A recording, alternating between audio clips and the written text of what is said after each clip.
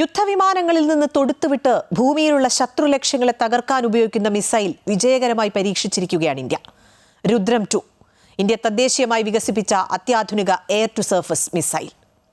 യുദ്ധത്തിന്റെ ആദ്യഘട്ടത്തിൽ ശത്രുവിന്റെ വ്യോമ പ്രതിരോധ മേഖലയെ തകർത്ത് ഇന്ത്യൻ യുദ്ധവിമാനങ്ങൾക്ക് സുരക്ഷിതമായി മുന്നേറാൻ വഴി തുറക്കുന്ന ഒരു റഡാർ വേട്ടക്കാരനാണിവൻ.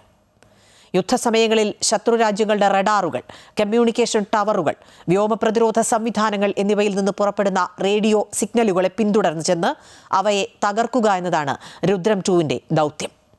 ശബ്ദത്തേക്കാൾ ഏകദേശം 5.5 മടങ്ങ് വേഗതയിൽ സഞ്ചരിക്കുന്ന ഒരു ഹൈപ്പർസോണിക് മിസൈലാണിത്. ശത്രുവിന്റെ വ്യോമ പ്രതിരോധ സംവിധാനങ്ങളെ നിഷ്പ്രഭമാക്കാൻ ഇവന് സാധിക്കും. ശത്രുക്കൾക്ക് പ്രതിരോധിക്കാനുള്ള സമയം പോലും കിട്ടില്ല. ഏകദേശം 300 കിലോമീറ്റർ അകലെയുള്ള ലക്ഷ്യങ്ങളെ പോലും കൃത്യമായി തകർക്കാൻ ശേഷിയുണ്ട്.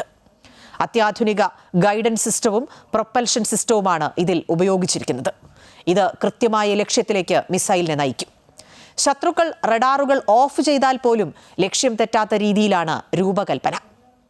ശത്രുരാജ്യത്തിന്റെ വ്യോമ പ്രതിരോധത്തെ തകർക്കുന്ന ദൗത്യങ്ങളിൽ രുദ്രം മിസൈലുകൾ ഇന്ത്യൻ വ്യോമസേനയ്ക്ക് മുതൽക്കൂട്ടാകും. പൂർണ്ണമായും ഇന്ത്യയിൽ തന്നെ വികസിപ്പിച്ചെടുത്തതിനാൽ പ്രതിരോധ രംഗത്ത് വിദേശ രാജ്യങ്ങളെ ആശ്രയിക്കുന്നത് കുറയ്ക്കാനും കഴിയും.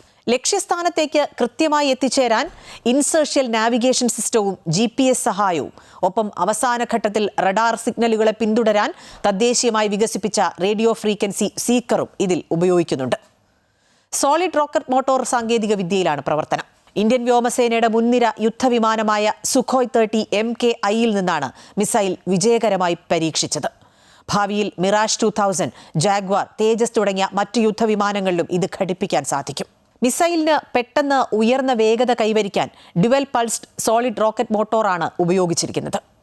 ഇരട്ടി പ്രഹരപരിധിയും അതിവേഗതയുമുള്ള ഇന്ത്യൻ വ്യോമസേനയുടെ ആക്രമണശേഷിക്ക് വലിയ ആത്മവിശ്വാസം നൽകുന്നതാണ് രുദ്രം 2.